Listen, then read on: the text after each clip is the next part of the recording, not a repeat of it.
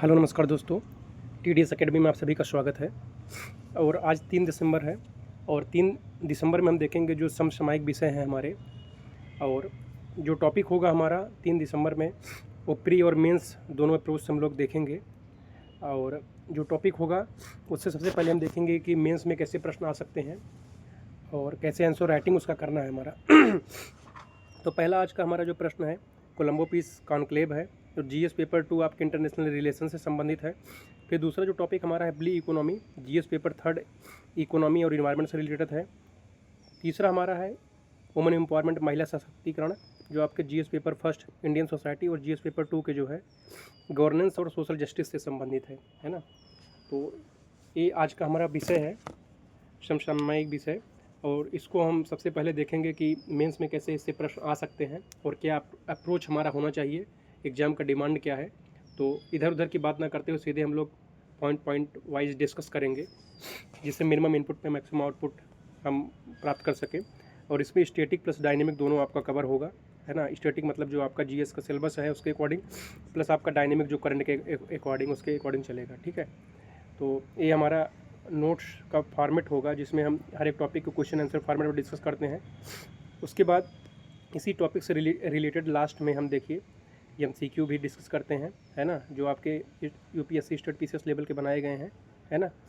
और फिर लास्ट में इसका आंसर की भी आपको दिया गया है प्रैक्टिस करने के बाद, और जो ह्यूमन एरर होता है ना, वो ना होने पाए। तो इस तरह आपका प्री और मेंस का जो है होलिस्टिक कवर होगा यहाँ पे डेली का जो है। और विशेष तौर पे हिंदी मीडियम के छात्रों के लिए है, क्योंकि हिंदी मीडियम में कहीं न कहीं कंटेंट की उपलब्धता की कमी है और यहाँ पे कंटेंट उनको जो है हिंदी में जो है उपलब्ध मिलेगा। तो आइए आज का हम पहला टॉपिक देखते हैं कि उससे मेंस में कैसे प्रश्न बन सकता है। जैसे आज का जो विषय हमारा है कि कोलंबो जो है पीस कॉन्क्लेव की अवधारणा भारत की क्षेत्रीय सुरक्षा, समुद्री सहयोग और पड़ोसी देशों के साथ रणनीतिक साझेदारी को कैसे मजबूत कर सकती है, इसका विश्लेषण कीजिए, ठीक है। तो देखिए, कोलंबो पीस कॉन्क्लेव दक्षिण एशियाई देशों भारत, श्रीलंका, मालदीव, देखिए नेपाल नहीं है इसमें, ये गलती से टाइपिंग हो गया, भारत, श्रीलंका, मालदीव, बांग्लादेश आदि के बीच एक क्षेत्रीय सुरक्षा समुद्री सहयोग मंच है, जिसका मुख्य उद्देश्य हिंद महासागर क्षेत्र में स्थिरता, सुरक्षा, आतंकवाद विरोध, समुद्री अपराध रोकथाम, रणनीतिक समन्वय को मजबूत करना है। यह भारत की नाइबरहुड फर्स्ट तथा security and growth for in all region Sagar नीति को व्यवहारिक रूप देता है ना। तो इस तरह ये हमारा इंट्रो होगा, है ना। सबसे पहले हम देखते हैं कि कोलंबो पीस कॉन्क्लेव क्या होता है। देखिए, कोलंबो पीस कॉन्क्लेव की अगर हम बात करें संक्षिप्त में, तो इसका सबसे पहले 2011 में जो है स्थापना हुआ था। और इसमें इंडिया, श्रीलंका और मालदीव विशेष तौर पे उस समय 3 जो है देशों के द्वारा स्टार्ट किया गया था। बाद में इसमें और देश सम्मिलित हुए। वर्तमान में 6 इसमें देश हैं, है ना, जिसमें आपके इंडिया, श्रीलंका, मालदीव, बांग्लादेश, सेशल्स और एक और कोई देश है अभी याद नहीं आ रहा। तो 6 देश हैं, ठीक है। और इन्होंने जो है हिंद महासागर क्षेत्र में जो है ना, वहाँ पे स्थिरता के लिए, है ना, सुरक्षा के लिए, आतंकवाद विरोध के लिए, समुद्री अपराध रोकथाम, रणनीतिक समन्वय को मजबूत करने के लिए जो है इसमें जो है इस संगठन स्थापना किया जो है, जिससे और हिंद महासागर में जो चीन की जो बढ़ती वो है ना, तो उसके प्रतिक्रिया स्वरूप जो है इन देशों ने जो है आपसी जो है साझेदारी को बढ़ावा देने के लिए इसकी स्थापना की है ना। तो ये हमारा इंट्रो शुरुआत ऐसे ही होगा कि कोलंबो क्या है, दक्षिण एशियाई देशों के द्वारा भारत, श्रीलंका, मालदीव, नेपाल, बांग्लादेश आदि देशों के बीच एक क्षेत्रीय सुरक्षा समुद्री सहयोग मंच है, जिसका मुख्य उद्देश्य हिंद महासागर क्षेत्र में स्थिरता, सुरक्षा, आतंकवाद विरोध, समुद्री अपराध रोकथाम, रणनीतिक समन्वय को मजबूत करना है। यह भारत के नाइबरहुड फर्स्ट नीति और सागर नीति को व्यवहारिक रूप देता है। इस तरह हमारा इंट्रो का पार्ट हो जाएगा, है ना। अब आगे हम देखते हैं इसके मुख्य भाग में क्या पूछा है कि भारत की क्षेत्रीय सुरक्षा, समुद्री सहयोग, है ना, क्षेत्रीय सुरक्षा भारत की और समुद्री सहयोग और पड़ोसी देशों के साथ रणनीतिक साझेदारी को कैसे मजबूत कर सकता है, इसका विश्लेषण कीजिए, है ना। अब आइए मुख्य भाग हम देखते हैं। सबसे पहले इसको देख लेते हैं कि कोलंबो पीस कॉन्क्लेव की पृष्ठभूमि और उद्देश्य जो है कि यह क्षेत्रीय सुरक्षा चुनौतियाँ जो रही कि समुद्री डकैती की चुनौतियाँ रही, मानव तस्करी, हथियारों की तस्करी, ड्रग्स ट्रैफिकिंग, है ना। तो इन सब की समाधान करने के लिए या क्षेत्रीय सुरक्षा को बढ़ावा देने के लिए इसका जो है स्थापना किया गया। और इंडो पैसिफिक क्षेत्र में बढ़ते सामरिक दबाव जैसे चीन की गतिविधियों, हाँ, इसके बीच एक स्थानीय सुरक्षा तंत्र को विकसित करना था, है ना, क्योंकि चीन की जो हिंद महासागर क्षेत्र में है, उसकी जो बढ़ती सक्रियता है, बढ़ता जो दबाव है, इसकी वजह से स्थानीय सुरक्षा को तंत्र को मजबूत करने के लिए इसकी स्थापना किया गया। तो इससे क्या होगा, जो देश इसमें सम्मिलित होंगे, आपसी जो सूचना होगा उसका साझाकरण करेंगे, आपस में मिलकर क्षमता विकास करेंगे, संयुक्त ऑपरेशन को बढ़ावा देंगे, है ना, जिससे जो हिंद महासागर क्षेत्र है उसको जो है सुरक्षित रखा जा सके और आपसी जो मेल जोल उसको बढ़ाया जा सके। और साथ ही साथ जो मानव तस्करी है ना, जो सुरक्षा को लेकर चिंताएं हैं, इससे कहीं न कहीं निजात पाया जा सकता है ना। तो भारत की क्षेत्रीय सुरक्षा में इसकी क्या भूमिका हो सकती है, तो सबसे पहले हेडिंग में हम डालेंगे कि भारत जो है समुद्री सुरक्षा को मजबूत करने के लिए भारतीय नौसेना के साथ समन्वित गश्त को बढ़ावा दिया जा सकता है ना, कि जो विभिन्न देशों के नौ सैनिक सेनाएँ हैं आपस में जो है मिलकर कोऑर्डिनेटेड पेट्रोलिंग कर सकते हैं। हिंद महासागर क्षेत्र में मैरीटाइम डोमेन अवेयरनेस को सशक्त कर सकते हैं, है ना, कि जो हिंद महासागर का क्षेत्र है ना, उसके जो है अवेयरनेस या मैरीटाइम डोमेन को अवेयरनेस को सशक्त किया जा सकता है भारत के द्वारा। समुद्री मार्गों व्यावसायिक शिपिंग की सुरक्षा किया जा सकता है ना, तो इसके माध्यम से समुद्री सुरक्षा को जो है मजबूत किया जा सकता है। फिर आतंकवाद विरोधी जो है सहयोग, तटीय आतंकवाद या समुद्री मार्गों से जो ISI प्रायोजित गतिविधियाँ हो रही हैं उनकी निगरानी किया जा सकता है। आपसी खुफिया तंत्रों को जो है साझाकरण करके इनको और मजबूत किया जा सकता है ना। ड्रग्स और मानव तस्करी का रोकथाम किया जा सकता है भारत के द्वारा इसके माध्यम से। गोल्डन क्रिसेंट गोल्डन ट्रायंगल जो है ना, तो आने वाली जो ड्रग की तस्करी है उस पर संयुक्त कार्रवाई किया जा सकता है। सीमा और तटीय सुरक्षा बलों का प्रशिक्षण किया जा सकता है ना। अब देखते हैं कि ये तो हमारा हेडिंग हो जाएगा कि भारत की क्षेत्रीय सुरक्षा में क्या भूमिका अदा कर सकता है। अब हम देखते हैं कि पड़ोसी देशों के साथ भारत की कूटनीतिक रणनीतियाँ क्या हो सकती हैं, है ना। तो देखते हैं कि पड़ोसी देशों के साथ भारत की कूटनीतिक रणनीतियाँ क्या हो सकती है। नाइबरहुड फर्स्ट पॉलिसी के तहत जो है इसको एक व्यवहारिक स्वरूप प्रदान किया जा सकता है। श्रीलंका, मालदीव, बांग्लादेशों के साथ विश्वास, स्थिरता और सहयोग को बढ़ावा दिया जा सकता है ना। तो जो भारत की जो नाइबरहुड फर्स्ट की नीति है कि जो अपने पड़ोसी देश हैं उनको सबसे पहले प्राथमिकता देने की जो नीति है, तो इसके माध्यम से जो है कोलंबो पीस कॉन्क्लेव जो है, तो कहीं न कहीं इसके माध्यम से जो है इसको बढ़ावा दिया जा सकता है ना, पड़ोसी फर्स्ट की नीति में। इससे विश्वास और स्थिरता और सहयोग की भावना बढ़ेगी। इंडो पैसिफिक में जो चीन का प्रभाव बढ़ रहा है उसको संतुलित किया जा सकता है। स्ट्रिंग ऑफ पल्स रणनीति को संतुलित करने हेतु क्षेत्रीय साझेदारी को मजबूत किया जाना चाहिए। भारत को क्या है, एक विश्वसनीय सुरक्षा प्रदाता या नेट सिक्योरिटी प्रोवाइडर के रूप में अपना नेतृत्व देना चाहिए, है ना। तो भारत क्या है, इस तरह जो है क्षेत्रीय साझेदारी को बढ़ावा दे सकता है। साथ ही साथ जो चीन के जो बढ़ता प्रभाव है उसको जो संतुलित किया जा सकता है ना। और अगला हेडिंग होगा हमारा कि संयुक्त आर्थिक और रणनीतिक हितों की सुरक्षा के लिए जो है ब्लू इकोनॉमी, फिशरी मैनेजमेंट और पोर्ट सुरक्षा को बढ़ावा दिया जा सकता है। व्यापार और ऊर्जा आपूर्ति की सुरक्षा जो है इसके माध्यम से किया जा सकता है ना। अब देखते हैं कि इसकी आने वाली चुनौतियाँ क्या है ना। चुनौतियाँ क्या है कि सदस्य देशों की राजनीतिक अस्थिरता बनी हुआ है ना। आपसी कहीं न कहीं देशों के बीच समन्वय या कहीं न कहीं मतभेद होता है कुछ जो है मुद्दों को लेकर। चीन का जो दबाव है वो बढ़ रहा है, कूटनीतिक प्रभाव चीन का बढ़ रहा है पड़ोसी देशों में, है ना। जैसे श्रीलंका में देखते हैं, बांग्लादेश में देखते हैं, मालदीव में देखते हैं, है ना। संसाधनों और क्षमता में असमानता है ना। जो देश हैं हमारे आसपास या पड़ोसी देश है उसमें संसाधनों और क्षमता का अभाव है, जैसे चीन जो है उसका फ़ायदा उठाता है ना। निर्णय प्रक्रिया में जो है लचीलापन है, धीमापन है ना। तो निर्णय प्रक्रिया जो है उतना मजबूत नहीं है। फिर ये देखिए चुनौतियाँ रही। अब देखते हैं निष्कर्ष के तौर पे हम क्या लिखेंगे कि निष्कर्ष ये है कि कोलंबो पीस कॉन्क्लेव क्षेत्रीय सुरक्षा तंत्र को मजबूत करता है, भारत को हिंद महासागर क्षेत्र में विश्वसनीय, जिम्मेदार, नेतृत्वकारी शक्ति के रूप में स्थापित करता है। यह मंच न केवल समुद्री सुरक्षा का सुदृढ़ करता है बल्कि भारत और पड़ोसी देशों के बीच राजनीतिक, आर्थिक, रणनीतिक विश्वास भी बढ़ाता है।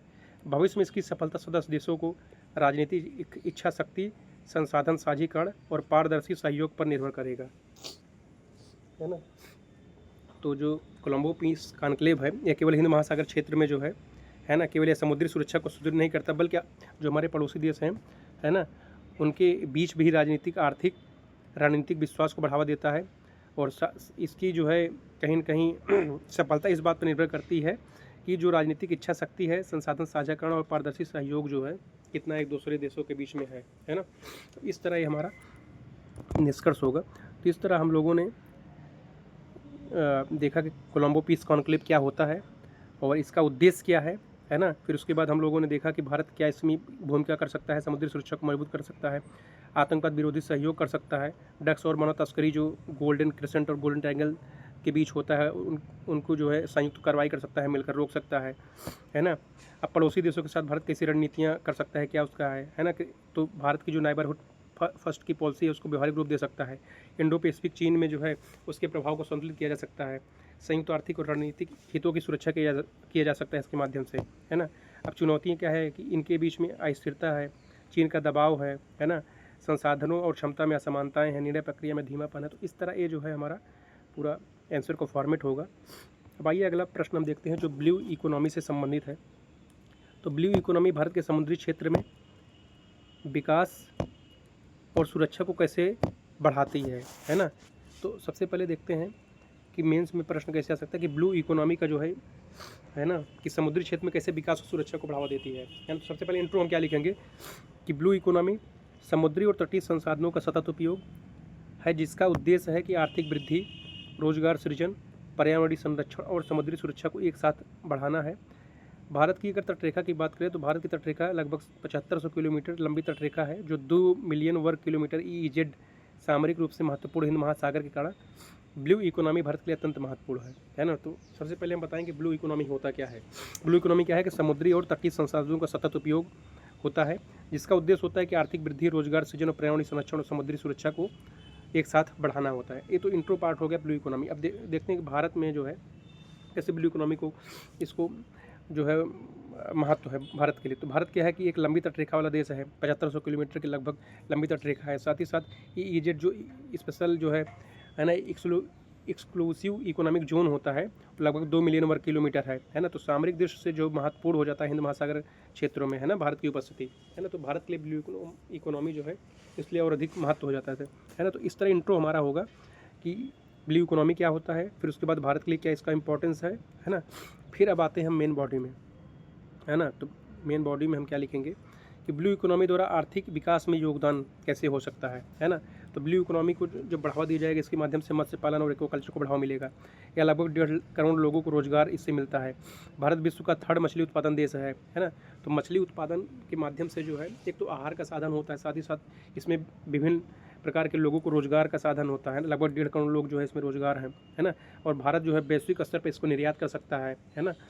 जो मत्स्य है या मत्स्य पालन से संबंधित जो और भी इससे डेवलप जो इंडस्ट्रीज़ हैं, है ना, प्रोसेसिंग करके जाती हैं, है ना। तो इसके माध्यम से निर्यात किया जा सकता है। और क्या है कि पोर्ट लॉजिस्टिक सुधार जो है सागरमाला प्रोजेक्ट द्वारा लॉजिस्टिक लागत में कमी लाया गया है।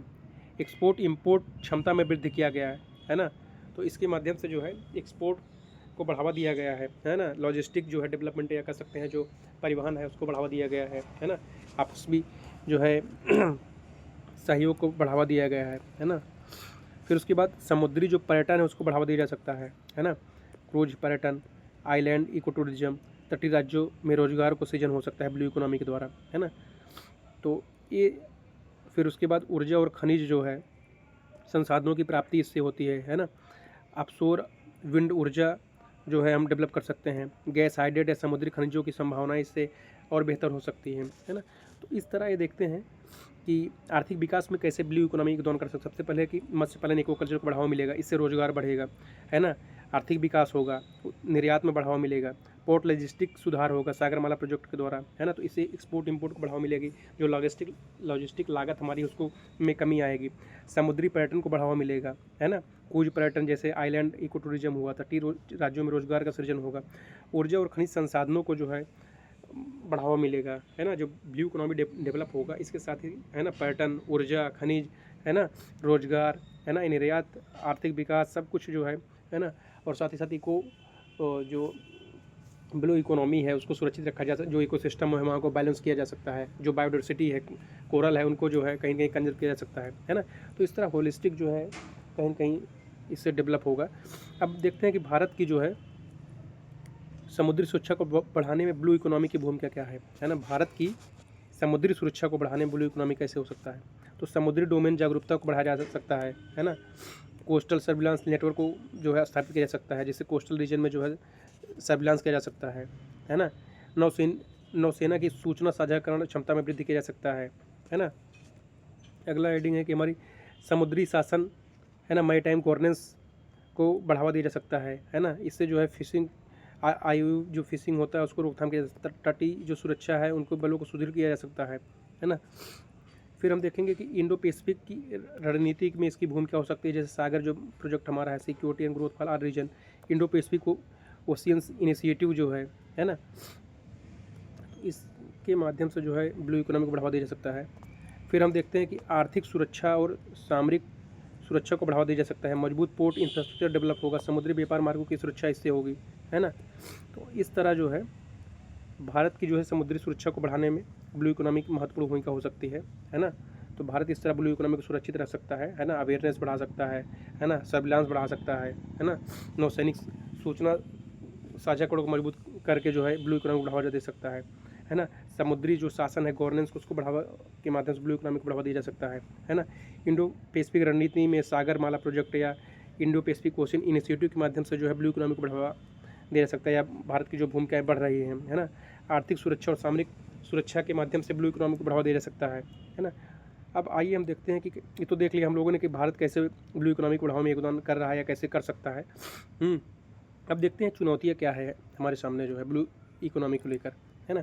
तो चुनौतियाँ देखते हैं कि समुद्री प्रदूषण को लेकर चुनौतियाँ हैं, है ना। क्योंकि जो है पॉल्यूशन जो है समुद्रों में बढ़ रहा है ना। जो प्लास्टिक्स हैं वो जा रहे हैं और विभिन्न नदियों के माध्यम से विभिन्न प्रकार के कचरे डायरेक्ट जो है उसमें चले जाते हैं समुद्र में। तो समुद्री पॉल्यूशन या जो शिपिंग है उसके माध्यम से पॉल्यूशन है ना, ऑयल जो है उसमें गिर जाता है समुद्रों में, तो उसकी वजह से भी कहीं कहीं पॉल्यूशन होता है। जलवायु परिवर्तन के कारण भी समुद्री स्तर का जो है वृद्धि हो रहा है ना। इससे विभिन्न प्रकार के जो है कोरल रीफ्स हैं या जो आइलैंड्स हैं डूबने का खतरा है ना। और फिशिंग और तस्करी का है खतरा है ना। IUU फिशिंग और तस्करी का खतरा है। द्वीपीय क्षेत्रों का अविकसित इंफ्रास्ट्रक्चर जो है एनवायरनमेंट को वहाँ पर कहीं ना कहीं नुकसान पहुँचा रहा है ना। तो इस तरह चुनौतियाँ हैं ब्लू इकोनॉमी को लेकर, है ना। अब इसका निष्कर्ष देखते हैं कि ब्लू इकोनॉमी भारत के लिए आर्थिक वृद्धि, रोजगार, ऊर्जा सुरक्षा, सामरिक मजबूती का एक समग्र मॉडल प्रस्तुत करती है ना। सतत उपयोग, तकनीकी नवाचार, समुद्री सुरक्षा सहयोग और तटीय समुदायों के विकास पर ध्यान देकर ब्लू इकोनॉमी को न केवल अपने आर्थिक परिवर्तन का माध्यम बना सकते हैं बल्कि हिंद महासागर क्षेत्र में मैरीटाइम पावर के रूप में अपनी स्थिति भी मजबूत कर सकते हैं, है ना। तो इस तरह निष्कर्ष हमारा होगा कि ब्लू इकोनॉमी क्या है कि भारत की आर्थिक वृद्धि, रोजगार, ऊर्जा सुरक्षा, सामरिक मजबूती का एक समग्र मॉडल प्रस्तुत करता है।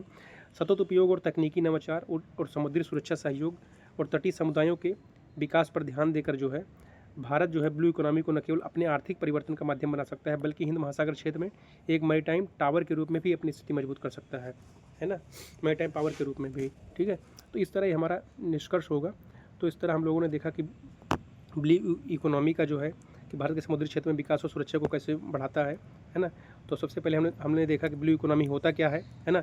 फिर भारत के लिए इसका क्या ब्लू इकोनॉमी क्या होता है, फिर भारत के लिए क्या इसका महत्व बढ़ जाता है ना। तो लंबी तटीय सीमा है, EEZ का जो है विस्तार काफ़ी अधिक है ना। फिर उसके बाद देखते हैं कि ये भारत में कैसे इसके आर्थिक विकास में योगदान दे सकता है कि मत्स्य पालन जो है को कल्चर बढ़ावा मिलेगा, रोजगार को बढ़ावा मिलेगा, है ना।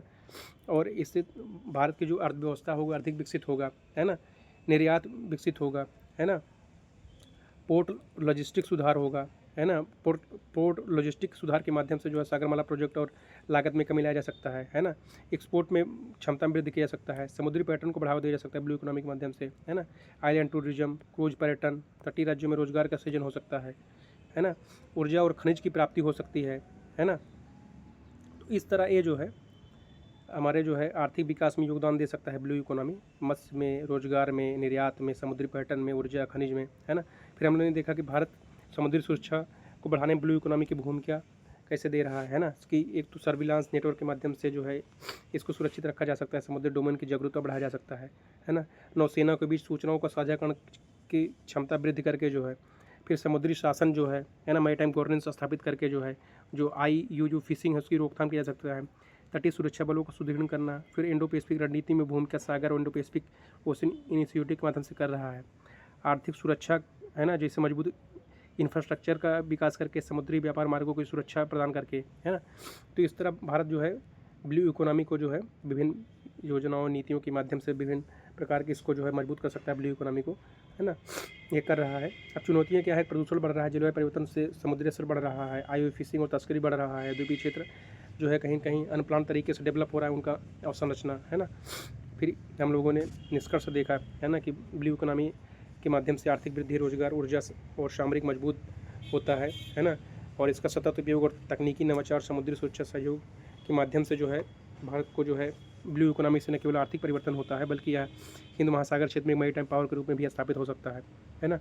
तो इस तरह हम लोगों ने ब्लू इकोनॉमी को देखा कि कैसे मेंस में प्रश्न आ सकते हैं, और होलिस्टिक कवर देखा कि भारत के लिए क्या इंपॉर्टेंस हो सकता है, फिर भारत क्या रणनीतियाँ इसके ब्लू इकोनॉमी को बढ़ावा देने के लिए कर सकता है, और भारत जो है चुनौतियाँ क्या है ना, इन चुनौतियों का समाधान कैसे किया जा सकता है। ठीक है, अब आइए हम लोग देखते हैं कि भारत में महिला सशक्तिकरण के लिए, है ना,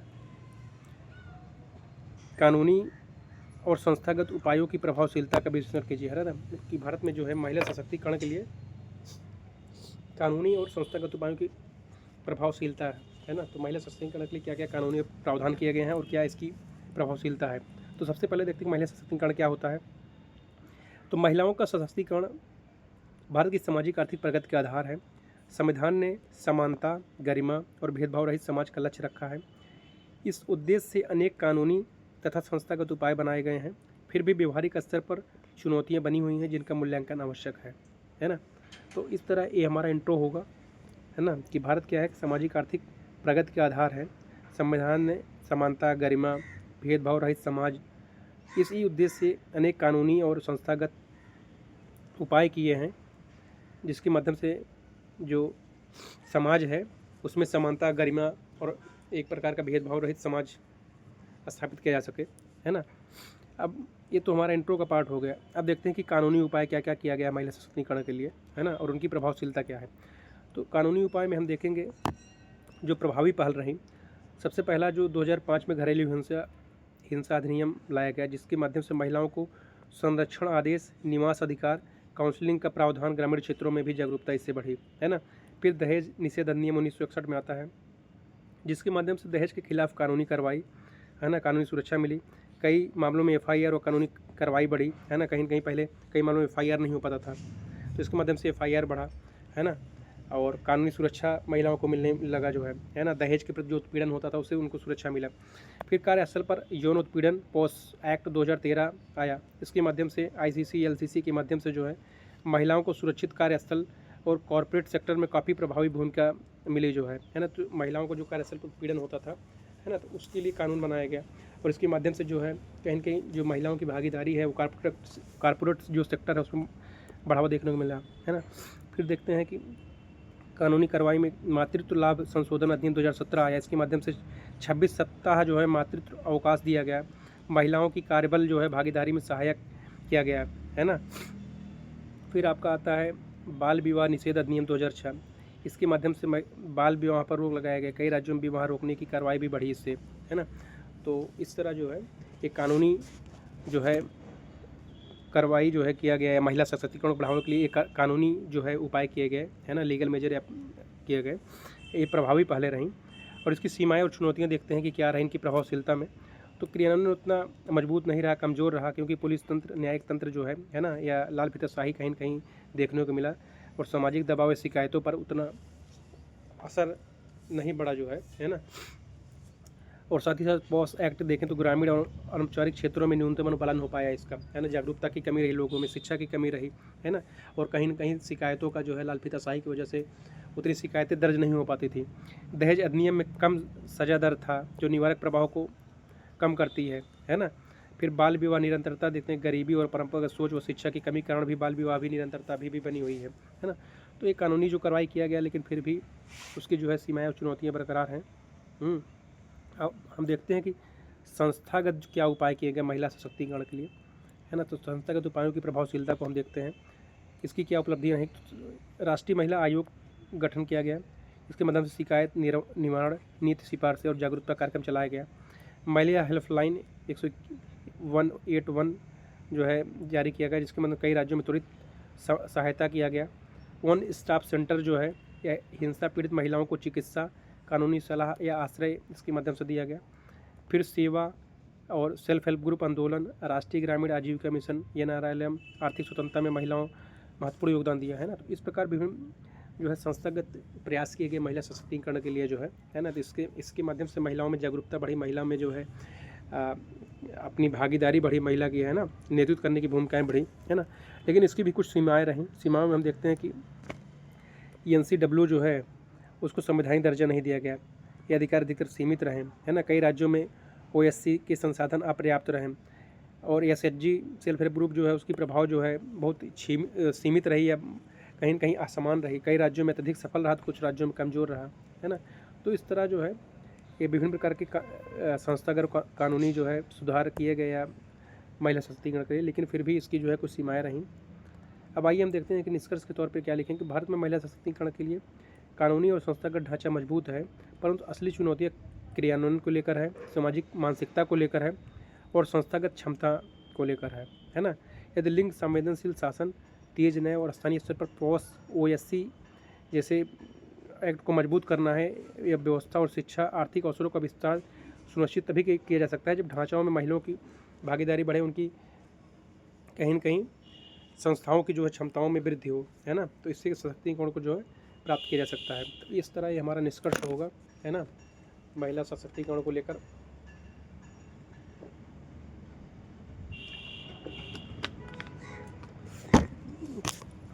तो ये देखिए हमारा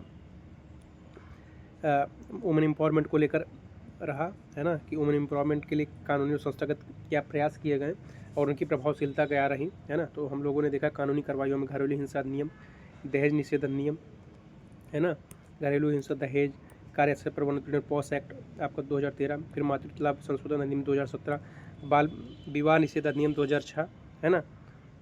और इनकी कुछ सीमाएँ और चुनौतियाँ हम लोगों ने देखा। फिर उसके बाद संस्थागत में क्या सुधार किया गया कि राष्ट्रीय महिला आयोग का गठन किया गया, है ना, महिला हेल्पलाइन नंबर लाया गया, वन स्टॉप सेंटर जो है, सेवा SHG जैसे आंदोलन चलाए गए जो है ना। लेकिन इनकी भी कुछ सीमाएँ रहीं जो है ना, कि जो NCW रहा आपका, है ना, राष्ट्रीय जो महिला आयोग रहा, उसको जो है संवैधानिक दर्जा नहीं मिला। फिर उसके बाद वन स्टॉप सेंटर जो है कहीं न कहीं इसके पास संसाधन जो है उतने पर्याप्त नहीं रहे, अपर्याप्त रहे, और सेल्फ हेल्प ग्रुप जो है उनकी प्रभावशीलता भी सीमित रही, ठीक है। तो इस तरह ये विभिन्न प्रकार के कानूनी और संस्थागत सुधार किए गए, लेकिन इनको तभी मजबूत किया जा सकता है जब जो है ना, कि क्रियान्वयन इनका सही तरीके से हो, है ना। साथ ही साथ सामाजिक जागरूकता आए, जो मानसिकता है उनमें बदलाव हो, संस्थागत क्षमताओं में वृद्धि हो। तो इस तरह ये हमारा जो है निष्कर्ष होगा।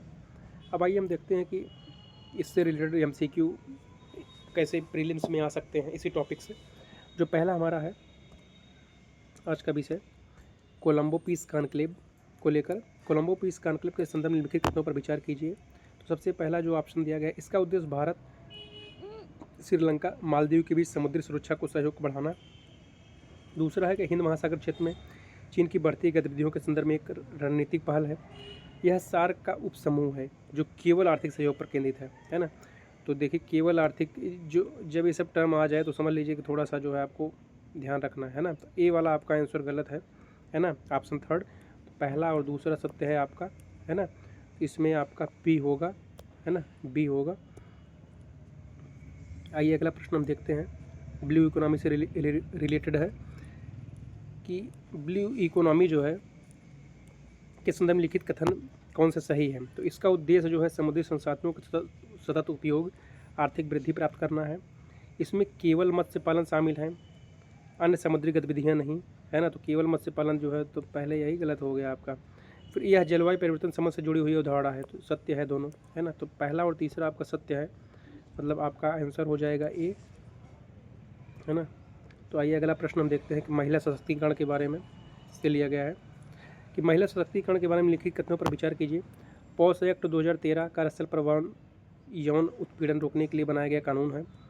दूसरा है कि संविधान अनुच्छेद 15 सब क्लास 3 में जो है राज्यों को महिला और बच्चों के लिए विशेष प्रावधान बनाने की अनुमति देता है।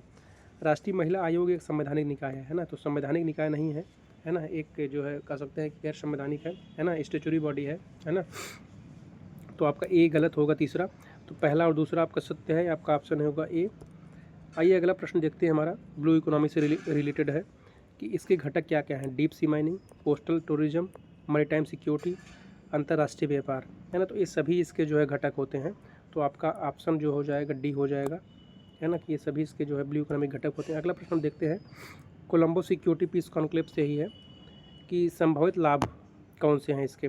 समुद्री आतंकवाद और ड्रग तस्करी बेहतर नियंत्रण होता है इसके, है ना। हिंद महासागर भारत की रणनीति को उपस्थिति मजबूत हुई है इसके माध्यम से। क्वाड देशों के साथ रक्षा समझौतों का विस्तार, है ना। तो क्वाड देशों से इससे कोई रिलेशन नहीं है, तो पहला और दूसरा आपको सत्य है, तो ऑप्शन ए हो जाएगा, है ना।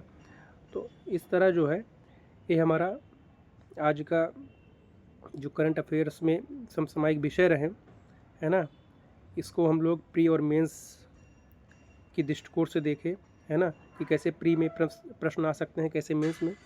तो इस तरह अगर हम डेली प्रैक्टिस करते हैं तो कहीं न कहीं हमारा जो लिखने का अप्रोच होता है, जो क्वेश्चन का डिमांड होता है, एग्ज़ाम का जो डिमांड है ना, तो उसको हम लोग जो है तरीके से पूरी तरीके से तैयारी कर पाएंगे, है ना, कि एग्ज़ाम का डिमांड क्या है, एग्ज़ाम ओरिएंटेड जो है पढ़ाई कर पाएंगे, है ना, कि एग्ज़ाम की क्या डिमांड है, कैसे हम तैयारी करें, है ना। तो ये हमारा प्री और मेंस का पूरा होलिस्टिक कवर होगा, स्टैटिक डायनेमिक दोनों पोर्शन कवर होगा आपका इसमें। तो इस तरह सीरीज़ हमारी अगर आपको बेहतर लग रही हो, है ना, करंट अफेयर्स की, तो आप लाइक शेयर और सब्सक्राइब कर सकते हैं। हाँ, तो बहुत बहुत धन्यवाद आप सभी।